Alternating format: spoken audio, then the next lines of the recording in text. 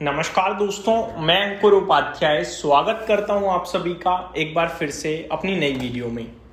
दोस्तों यहाँ पे आप सभी के साथ बात करने वाला हूं सबसे पहले FIDIs के डेटा के बारे में, जो कि लगातार थोड़ा वीक आता हुआ दिख रहा है।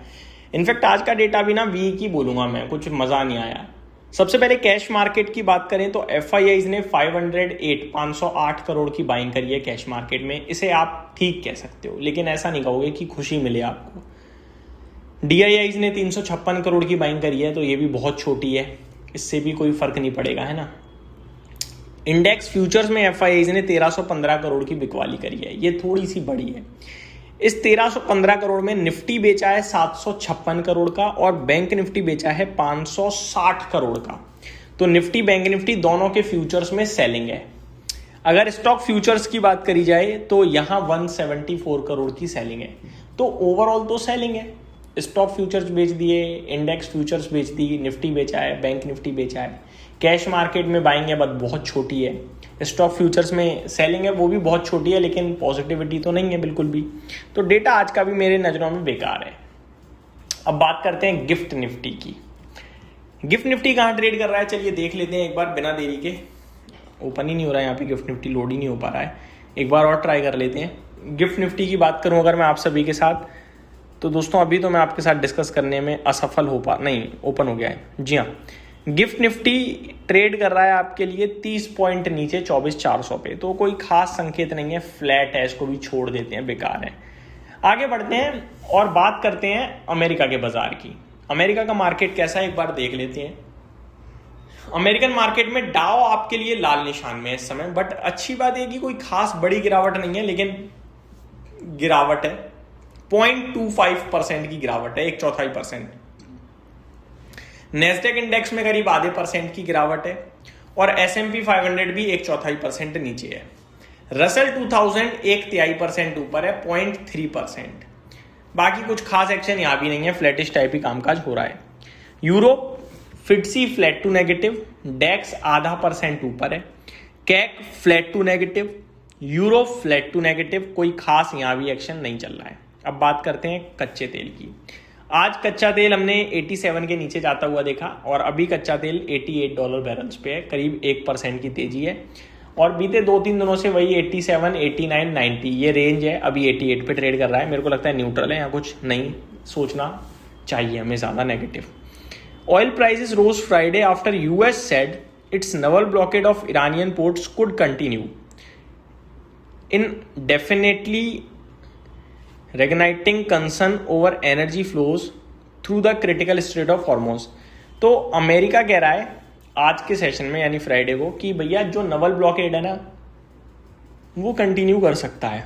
ये अच्छे साइन नहीं है और कच्चा तेल इसीलिए आई थिंक $88 पहुंच गया। गोल्ड सिल्वर में कुछ खास काम का चल नहीं रहा है आज। जहां पे गोल्ड देखें अगर आप तो आधे % की तेजी में दिख रहा है और चांदी में फ्लैट टू पॉजिटिविटी है, तो दोनों ही हरे निशान में है। बाकी कोई बड़ी मूव यहाँ भी नहीं दिख रही है हम सभी को। अब आ जाते हैं स्टॉक स्पेसिफिक। मैं अब ये सोच रहा हूँ, अभी तक तो रिजल्ट्स के बेसिस पे एक्शन हो रहा था, कोई ना कोई स्टॉक डेली भाग रहा था, कोई गिर रहा था रिजल्ट्स के बेसिस पे। इंडेक्स में तो कुछ हो नहीं रहा है। अब हो गया रिजल्ट सीजन खत्म, अब क्या होगा, अब क्या करेगा मार्केट, अब क्या स्टॉक्स भी थम जाएंगे। अच्छा, कुछ लोगों को लगने लगा है कि भैया मिड कैप और स्मॉल कैप चल रहे हैं। अच्छी बात है कि आपको लग रहा है, क्योंकि चल रहे हैं, बट जो आपके हमारे पास हैं या फेवरेट्स हैं वो नहीं चल रहे, नई थीम निकल रही है।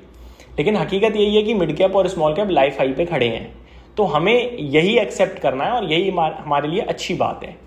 अब सब कुछ तो नहीं चलता बाजार में हमेशा। जब लास्ट टाइम तेजी थी तो सारे सरकारी स्टॉक्स ही तो भागे थे, इस बार सरकारी नहीं चल रहे, कुछ अलग चल रहा है। तो ये होता है मार्केट में, बट इसका मतलब ये नहीं होता कि अगर हमारा शेयर नहीं चल रहा तो बाजार बेकार है। बाजार तो ठीक है, मिड कैप स्मॉल कैप अच्छा कर रहा है, हमें दिखना चाहिए। ठीक है, आगे बढ़ते हैं दोस्तों।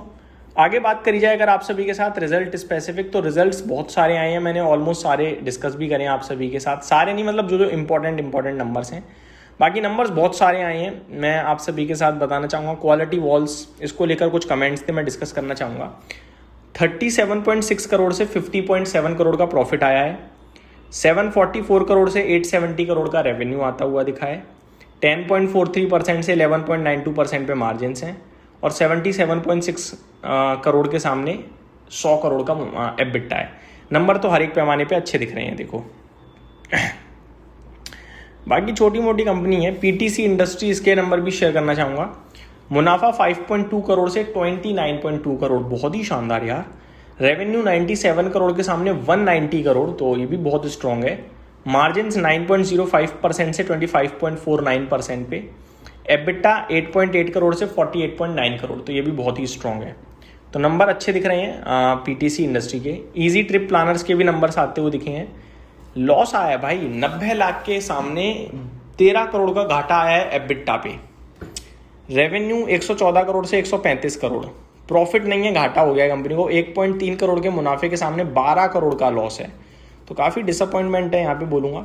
पतंजलि फूड्स 180 करोड़ से 336 करोड़ का प्रॉफिट, बहुत स्ट्रॉन्ग यार।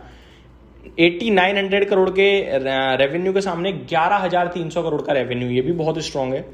3.61% के सामने 4.79% पे मार्जिन्स।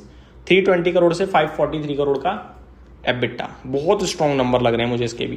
तो ये मेरी तरफ से आपके लिए एक फाइनल अपडेट थी। उम्मीद करता हूँ डिटेल्स पसंद आई होंगी। Thank you so much for watching this video. Good night guys.